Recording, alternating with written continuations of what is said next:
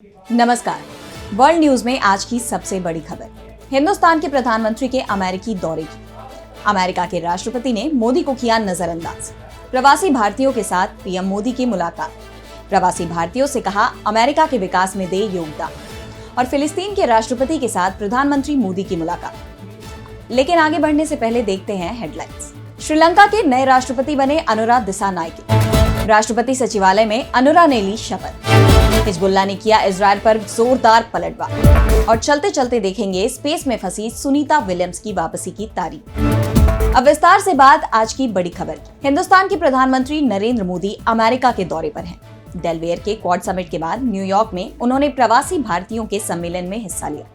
लेकिन सबसे ज्यादा चर्चा क्वाड समिट के बाद हुए एक कार्यक्रम की हो रही है, जिसमें अमेरिका के राष्ट्रपति Joe Biden PM Narendra Modi का नाम भूल गए। खुद को दुनिया के प्रमुख नेताओं में शुमार मानने वाले नरेंद्र मोदी का नाम जो बाइडेन को याद नहीं रहा, या फिर उन्होंने मोदी को नजरअंदाज करने की कोशिश की, क्योंकि जिस कार्यक्रम में नरेंद्र मोदी शामिल हुए उसमें स्टेज पर हिंदुस्तान के प्रधानमंत्री के साथ ऑस्ट्रेलियाई पीएम एंथनी अल्बनीज और जापानी पीएम फूमियो किशिदा भी मौजूद थे। बाइडेन को बाकी दो प्रधानमंत्रियों का नाम तो याद रहा, लेकिन हिंदुस्तान के प्रधानमंत्री का नाम भूल गए। स्टेज पर 5 मिनट तक खड़े बाइडेन सोचते रहे कि आगे किसे बुलाना है, लेकिन उन्हें नरेंद्र मोदी का नाम याद नहीं आ रहा था। याद न आने पर बाइडेन ने खुद ही वहां खड़े अफसर से चिल्लाकर पूछा कि आगे किसे बुलाया जाना है। इसके बाद वहां मौजूद एक अफसर पीएम मोदी की तरफ इशारा करते हैं। इस पर मोदी कुर्सी से उठ जाते हैं। इसके बाद एक स्टाफ उन्हें मंच पर बुलाता है। वैसे भी अमेरिका के प्रधानमंत्री साल में तमाम राष्ट्राध्यक्षों से बातचीत करते हैं और उनसे मुलाकात करते हैं, लेकिन नरेंद्र मोदी के साथ जो हुआ उसे लेकर जरूर सवाल उठ रहे हैं। वैसे हिंदुस्तान के प्रधानमंत्री नरेंद्र मोदी ने इसके अलावा अलग अलग कई देशों के राष्ट्र अध्यक्षों के साथ 2-पक्षीय बैठक की और न्यूयॉर्क के नासाउ वेटरन्स कॉलेजियम में प्रवासी भारतीयों के सम्मेलन को संबोधित भी किया। यहाँ प्रधानमंत्री मोदी ने करीब 1 घंटे 7 मिनट लंबा भाषण दिया। उन्होंने कहा कि भारत की मानसिकता दुनिया में दबाव नहीं, प्रभाव बनाने की है। हम आग की तरह जलाने वाले नहीं, सूरज की तरह रोशनी देने वाले हैं। हम विश्व पर दबदबा नहीं, बल्कि समृद्धि में सहयोग देना चाहते हैं। हम दुनिया को बर्बाद करने वाले नहीं हैं। प्रकृति के लिए प्रेम के हमारे संस्कारों ने हमें गाइड किया। अमेरिका में प्रवासी भारतीयों के योगदान का उल्लेख करते हुए प्रधानमंत्री मोदी ने कहा कि हमारे यहाँ कहा जाता है कि जो त्याग करते हैं वो ही भोग पाते हैं। हम दूसरों का भला करके सुख पाते हैं और हम किसी भी देश में रहें, ये भावना नहीं बदलती। हम जिस सोसाइटी में रहते हैं वहां ज्यादा से ज्यादा योगदान करते हैं। अमेरिका में अपने doctors, researchers, tech professionals, scientist के रूप में जो परचम लहराया हुआ है वो इसी का प्रतीक है। अभी कुछ समय पहले ही तो यहाँ T20 क्रिकेट वर्ल्ड कप हुआ था और अमेरिका की टीम क्या गजब खेली।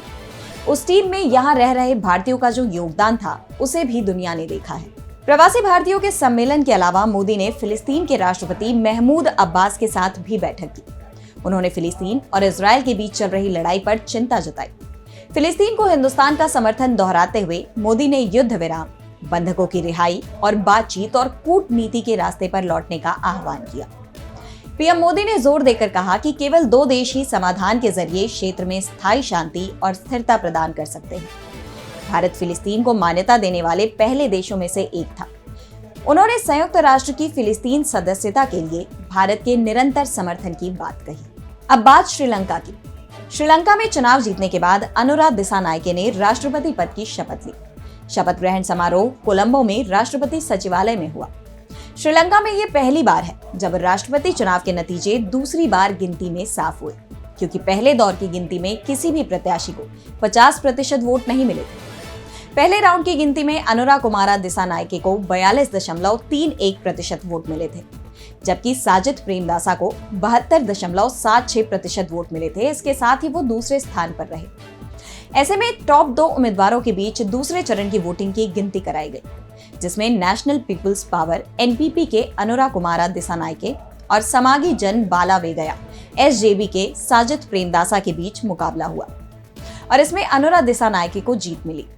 तीसरे नंबर पर 6 बार श्रीलंका के पीएम रह चुके मौजूदा राष्ट्रपति रानिल विक्रमसिंघे रहे। इसके साथ श्रीलंका की सत्ता पर वर्षों से राज करने वाला राजपक्षे परिवार सत्ता से पूरी तरह से बाहर हो गया है। अनुरा की जीत का ऐलान होने के साथ ही राजपक्षे और विक्रम सिंघे की पार्टी के कई नेता और बौद्ध भिक्षु कोलंबो एयरपोर्ट से देश छोड़कर चले गए। पूर्व मंत्री सुसंथा पंची नीलामे के चेन्नई पहुंचने की खबर है। वहीं यूनाइटेड नेशनल पार्टी के महासचिव पालिथा बंडारा थाईलैंड गए हैं। इत्तेकंडे सद्यातिसा हांगकांग चले गए। इससे पहले महिंदा राजपक्षे के भाई और पूर्व वित्त मंत्री बासिल राजपक्षे भी देश छोड़कर जा चुके हैं। देश छोड़ने वाले नेताओं को नई सरकार में अपनी गिरफ्तारी का डर सता रहा है। वैसे अनुरा के राष्ट्रपति बनने से हिंदुस्तान में भी चिंता देखी जा रही है, क्योंकि अनुरा को चीन का समर्थक माना जाता है। जिस तरह से मालदीव के राष्ट्रपति मोहम्मद मुइजू भारत विरोधी अभियान चलाकर सत्ता पर काबिज हुए, कुछ उसी तरह से अनुरा ने भी चुनाव कैंपेन चलाया था। चुनाव प्रचार अभियान के दौरान उन्होंने जनता से वादा किया है कि वो भारत के साथ चल रहे कई प्रोजेक्ट को बंद कर देंगे। वहीं पड़ोसी देश बांग्लादेश में भी मौजूदा समय में पाकिस्तान समर्थक सरकार बनी है। पाकिस्तान तो पहले से ही चीन के करीब है और अब भारत के एक और पड़ोसी देश श्रीलंका में भी मार्क्सवादी सरकार बन गई है। ऐसे में आने वाले समय में हिंदुस्तान को श्रीलंका की तरफ से चुनौती मिल सकती है। श्रीलंका के बाद चलते हैं मिडिल ईस्ट की तरफ, जहां पहले से ही तनाव चल रहा है, जो अब चरम पर पहुंच गया है। महायुद्ध की आहट सुनाई दे रही है। इजरायल को हिजबुल्लाह की तरफ से जबरदस्त जवाब दिया गया है।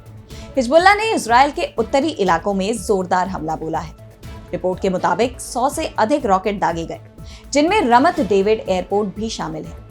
इन हमलों की वजह से रात भर अलग अलग इलाकों में सायरन बजते रहे, जिससे हजारों लोग घबरा गए थे। इजरायली सेना ने कहा कि रॉकेट रिहायशी इलाकों में दागे गए हैं। इससे पता चलता है कि संकट बढ़ता जा रहा है।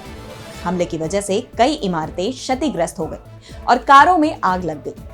हिजबुल्लाह ने कहा कि उसने सीमा पर कई स्थानों पर कत्यूशा रॉकेट दागे, जिनमें कई हवाई रक्षा अड्डे और इजरायली बख्तरबंद ब्रिगेड का मुख्यालय भी शामिल है। इन ठिकानों पर पहली बार हमला किया गया है। दरअसल 17 और 18 सितंबर को लेबनान के अलग अलग क्षेत्रों में पेजर और रेडियो, वॉकी टॉकी सहित संचार उपकरण में अचानक ही धमाके होने लगे थे। इसमें 37 लोगों की जान चली गई। माना गया कि यह हमला इजरायल की खुफिया एजेंसी मोसाद ने किया है। वैसे इजरायल ने इस हमले की अभी तक जिम्मेदारी नहीं ली है, लेकिन हिजबुल्लाह ने साफ कर दिया था कि वो बदला जरूर लेगा। और जिस तरह से हिजबुल्लाह ने इजरायल पर पलटवार किया है, उससे साफ है कि मिडिल ईस्ट की जंग का दायरा बढ़ने वाला है।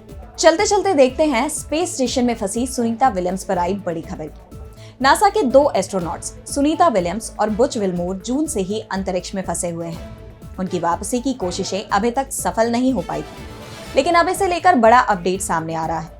दोनों की वापसी अब स्पेसएक्स के क्रू 9 के जरिए अगले साल फरवरी में होगी। स्पेसक्राफ्ट 26 सितंबर को अंतरिक्ष के लिए लॉन्च होगा और फिर इसी के जरिए सुनीता और विल्मोर वापस धरती पर आएंगे।